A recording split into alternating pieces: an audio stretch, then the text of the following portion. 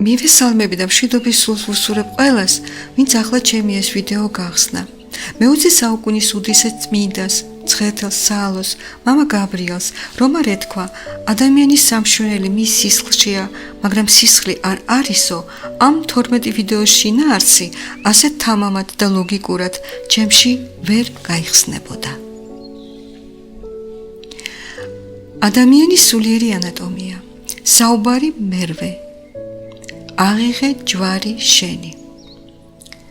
ვინც წინა 7-ვე საუბარი მოისმინა, მისთვის ეს დამასრულებელი, შემაჯამებელი სათაურიც კი უკვე შინაარსის კარნახი იქნება. ქრისტემ თქვა, აღიღე ჯვარი შენი და შემომიდე ქმე. როცა ადამიანი გაივლის ქრისტიანულ სულიერ ევოლუციას, მისი შინაგანი უხილავი ანატომია ჯვრის ფორმას იღებს. ჯვარის ვერტიკალი ის უხილავი ხერხემალია, სადაც სულიერი გონების ენერგიები ზემოდან ქვემოთ მოედინება. ესაა ვერტიკალი, სადღაა ჰორიზონტალი. ეს სამშვენველია. როდესაც ებრაელები უდაბნოს გამოცდას გადიოდნენ, დღისით მათ ღრუბელი მიუძღოდა წინ, ხოლო ღამე ცეცხლის სვეტი უნათებდათ. ღრუბელიც ჩვენშია და სვეტიც ჩვენშია. რა არის ღრუბელი დღისით? დღე ხომ ცნობიერისაა, ღამე კი ქვეცნობიერ ზეცნობიერისაა. არასრულყოფილი ადამიანის უხილავი ანატომია სხვა, ხოლო სრულყოფილი ადამიანის უხილავი ანატომია სხვა. არასრულყოფილ ადამიანში დახლეჩილია სულიერი გონება, სამშვენელი და ქვეცნობიერი გონება. მათ შორის იმპულსური, არაჰარმონიული კავშირებია. სრულყოფილი ადამიანის უხილავი ანატომია ჯვრის ფორმისა ხდება. ამ სამ გონებას შორის სრული ჰარმონია და სწორი იერარქიაც იწყება. აი ამაზე თქვა ქრისტემ, აღიღე ჯვარი შენი და შემომიდე ქმეო. ეხლა მინდა მცირე გადახვევა გავაკეთო თემიდან. როგორი სხეული ჰქონდა ქრისტეს? როგორიც ადამს შეცოდების შემდეგ? ანუ ქრისტემ ვნების სხეული მიიღო? კი, ვნებისა და არა ცოდვისა. რას ნიშნავს ეს? ქრისტეს მოშივდებოდა, მოსწყურდებოდა, დაიღლებოდა, დაეძინებოდა, გაეღვიძებოდა, დასცხებოდა, შესცივდებოდა, ეთკინებოდა, მოკვდებოდა. აი ამას ნიშნავს ვნების სხეული. ეს იგი სხეულში სრულიად დაემსგავსა ადამს და ჩვენ. სამშვენელში? როგორი სამშვენელი ჰქონდა ქრისტეს? დუალისტური? ისეთი ადამ და ევამ შეცოდების შემდეგ რომ მიიღეს? არა, ასეთი სამშვენველიდან სისხლი და წყალი არ გადმოვიდოდა, თანაც ჯვარზე მოკვდინების შემდეგ. აბა როგორი ადამიანური სამშვენელი უნდა ჰქონოდა ქრისტეს? სამოთხეში ორი მნიშვნელოვანი ხე იდგა, ხე სიცოცხლისა და ხე კეთილისა და ბოროტის შემეცნებისა. პირველი მონოისტური ბუნებისა იყო, მეორე დუალისტური.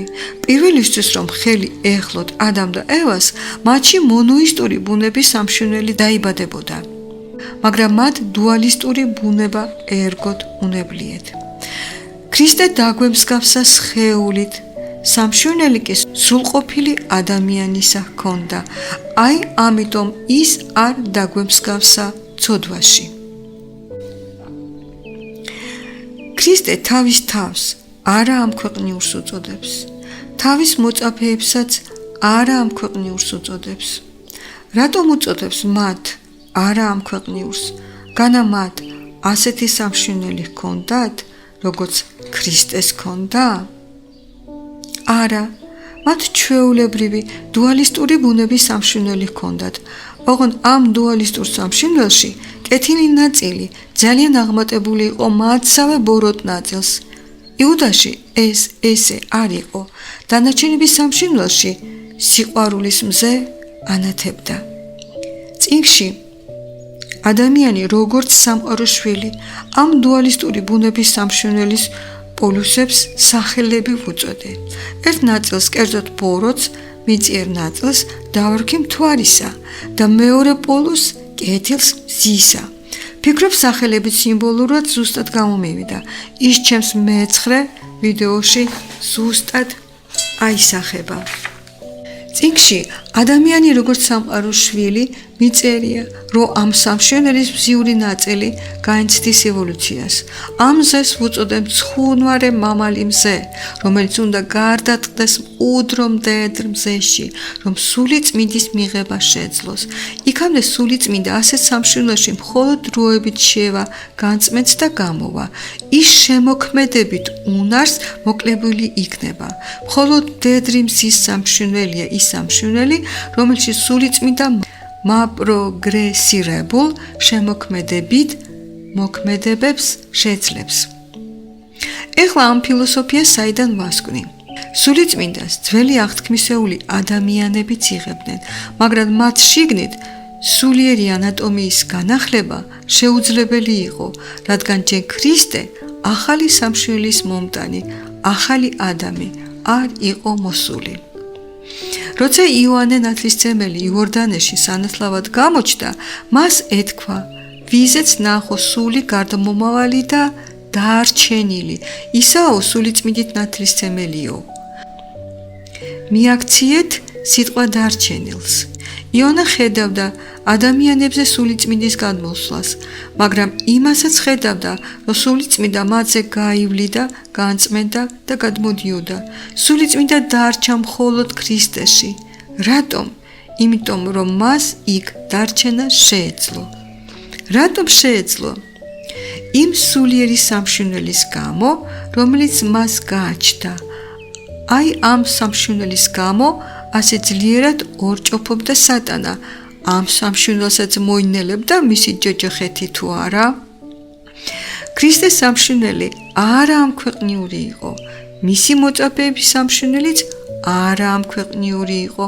ოღონდ ქრისტესი მონოისტური ბუნების, ხოლო მოწაფეების დუალისტურის, რომელთაც ჯერ წინ კიდე უნდა გაევლოთ ევოლუციის საფეხური და ეს ევოლუცია მათ პიროვნული ზიარებისას დაიწყო, რომელიც გაგრძელდა ჯვარცმის ტკივილში. ზუსტად ამ ტკივილმა მოაკვდინა მათში ის მზე, მამალი მზე, დუალისტური ბუნების მზე, ხოლო აღდგომის სიხარულმა დაბადა მდედრი მზე, სულიწმინდის დამტევებელი მზე. ამიტომ შეძლეს სულიწმინდის მიღება მაშინ, როცა ყველაფერი ეს გადაიტანეს.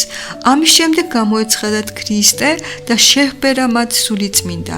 ამ შებერვით ჯერ დიახ, ჯერ მათმა ცნობიერმა, ანუ სამშვენველმა მიიღო სულიწმინდა. ჯერ სამშვენველი გამზადდა, თანაც ისეთი, სადაც სულიწმინდის რჩენილობა იყო შესაძლებელი. ეს არ იყო ჯერ სულიწმინდით სრული ავსება. აი ამიტომ ქრისტეს მისი ამაღლებისას მოწაფეები ისევ მიწიე რაღაც პოლიტიკურ შეკითხვებს აძლევენ, როდის აღუდგენო ისრაელის სამეფოსო. მაგრამ შემდეგში, როცა მათი გონების სვეტში, კერძოდ ქვეცნობიერი სივრცეც სულიწმინდის ცეცხლით აივსო, მათ უკვე არაფერი მიწიერი აღარ აღელვებდათ. გაიხსენეთ ქრისტეს სიტყვები, თქვენი მუცლიდან წყარო იდინებსო. აი ამ წყაროზე ამბობდა ქრისტე. ზოგთან ეს წყარო შეიძლება ცეცხლის წყარო იყოს, ზოგთან წყლის წყარო, ვის რას მისცემს ღმერთი. აი ასე, მოციქულების სამშვენელშიც სულიწმინდა იყო და მოციქულების გონების სვეტშიც ზემოდან ქვემოთ ცეცხლის მდინარე მოედინებოდა. მოციქულები გახდნენ ცეცხლის სვეტის და ჰაერის რუბელის მატარებელი. აი ისე იქ, როგორც უდაბნოში იხილვებოდა. მოციქულების შინაგანი უხილავი ანატომია ჯვრის ფორმისა გახდა. აი ეს არის აღიღე ჯვარი შენიო. შემდეგ საუბარში მინდა დააწვრილებით წარმოგიდგინოთ მოციქული პეტრეს შინაგანი ევოლუციის გზა. ამით დავასრულე ეს თემა, მაგრამ არ შემიძლია ერთი დამატება არ გავაკეთო. გადმოცემით ვიცით, რომ ღვთისმშობლის სხეული მის საფლავში 3 დღის შემდეგ აღარ იყო. ისევე აღსდგა როგორც ქრისტესი. ღვთისმშობელმა 9 თვე მუცლით ატარა ისეთი სამშინველის კვირტი, რომელიც დედამიწაზე არავის და არც მას არ ჰქონდა. ყურადღება მიაქციეთ, მან ეს კვირტი ზუსტად მაშინ ატარა, როცა ახალგაზრდას გარდატეხის წლები უდგას, როცა ამ წლებზეა დამოკიდებული, როგორი ბუნების სამშინველის ფესვი ჩამოვიყალიბდება. ღვთისმშობელი ისეთივე დუალისტური ბუნების სამშინვლელი დაიბადა, როგორიცაც ჩვენ ვიბადებით, მაგრამ რა მოხდა მასში, როცა მისი ქვეცნობიერის გონება მარტო სულიწმინდა კი არ მიიღო, არამედ ახალი ადამიანის სამშინველის ბუნების კვირტიც მიიღო. მე ძალიან გამიძნელდება თქვა, რა მოხდა ღვთისმშობლის დუალისტური ბუნების სამშინველში. მოხდა რაღაც ისეთი, რომელმაც მის სხეული აღადგინა და არ დატოვა საფლავში.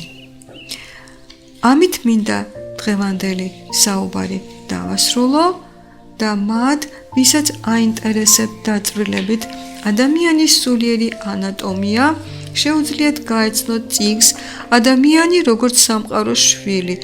წიგნს საჩუქრად მოყვება ჩემი მოგონებები მამა გაბრიელ სალოზე. დაგვირეკეთ ნომერზე 577 30 91. უღრმესი მადლობა.